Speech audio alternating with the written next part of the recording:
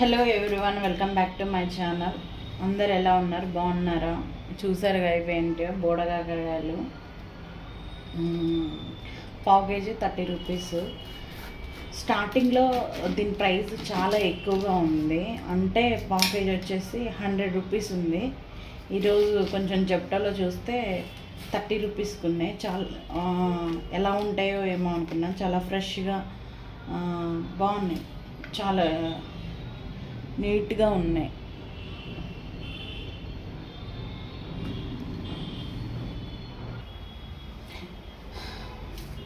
ఇవైతే ఖమ్మంలో బోడకాకరకాయలు అంటారు, మా సైడ్ అయితే బోడకాకరకాయలు అంటారు. దీనికి చాలా పేర్లు ఉన్నాయి. ఆకాకరకాయ అంటారు, బోడకాకరకాయ అంటారు, అట్లా ఫారెస్ట్ గార్డ్ అంటారు, చాలా అంటారు.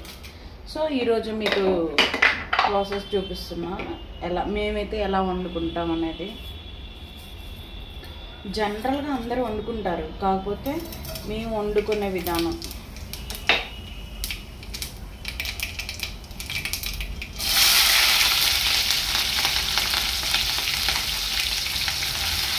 ఏముంది, మీకు తెలుసు కదా ఆల్రెడీ. ఇట్లా ఒక గిన్నె పెట్టుకోవాలి, ఆయిల్ పోసుకోవాలి, అది కామన్. తర్వాత మీకు ఇష్టం ఉంటే పప్పు గింజలు వేసుకోండి, లేదు అంటే ఆనియన్, పచ్చిమిర్చి, ఇలా ఫ్రెష్గా తీసుకొచ్చుకున్న కరివేపాకు వేసుకుంటే బాగుంటుంది టేస్ట్.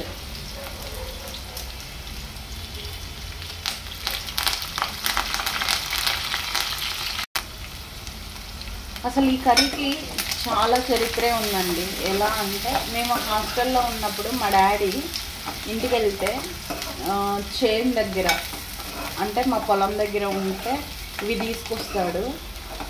ఇవి మా కోసం, ఇవి చాలా కాస్ట్లీ, బయట కొనాలంటే అసలు చాలా కాస్ట్లీ. సో మా డాడీ తీసుకొచ్చిన తర్వాత ఇవి కేవలం మా కోసమే వండి పెడతారు.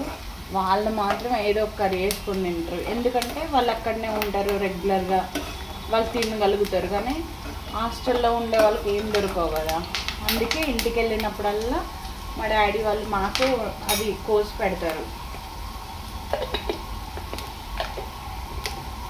ఎంతైనా పేరెంట్స్ చాలా గ్రేట్, ఎందుకంటే పిల్లలు బాగుండాలి, వాళ్ళు హెల్తీగా ఉండాలి, బాగా తినాలి, బాగా చదువుకోవాలి అని బాగా ఆలోచిస్తారు.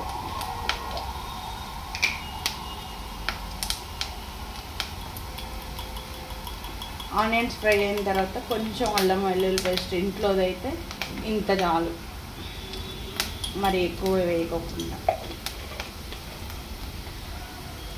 అల్లం వెల్లుల్లి పేస్ట్ ఆనియన్లో ఫ్రై చేసుకుంటేనే ఆ టేస్ట్ వేరే లెవెల్లో ఉంటుంది. ఇదైతే నేను మా మమ్మీ చేస్తుంటే చూసి నేర్చుకున్నా. నాకు పెద్ద వంట రాదు, కాకపోతే మమ్మీ చేసేటప్పుడు చూసి నేర్చుకున్నా. ఇంకా మా మమ్మీ కట్టెల పొయ్యి మీద చేస్తుంది, బాగా చేస్తుంది ఈ కర్రీ అయితే. ఎస్పెషల్లీ ఈ కర్రీ కోసమే కట్టెల పొయ్యి మీద చేస్తుంది.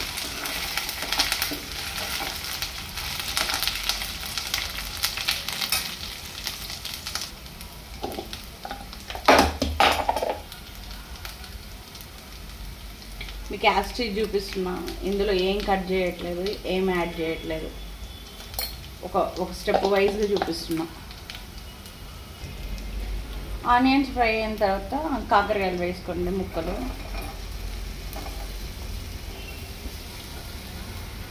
వేసుకున్న తర్వాత తిప్పిన తర్వాత సిమ్లో పెట్టుకోండి. కొంచెం మగ్గిన తర్వాత కారము, ఉప్పు వేసుకుందాం. ఇది కొంచెం కారం లేని కారం కాబట్టి నేను కొంచెం ఎక్కువే వేసుకుంటున్నా. అందులో ఒక టమాటా వేస్తే చాలా బాగుంటుంది, గుజ్జు గుజ్జుగా ఉంటుంది, చాలా బాగుంటుంది. సాల్ట్ మరీ ఎక్కువ ఏం వేయట్లేదు, లైట్గానే వేస్తున్నా, సరిపోతుంది. మూత పెట్టుకోవాలి కలపకుండా.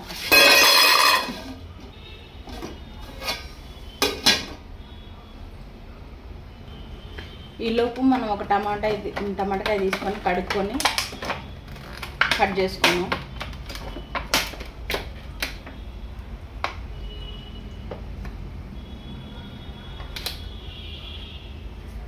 ఇది సరిపోతుంది. టమాటా వేస్తున్నా, కర్రీ అలా రాగానే టమాటా వేయాలి.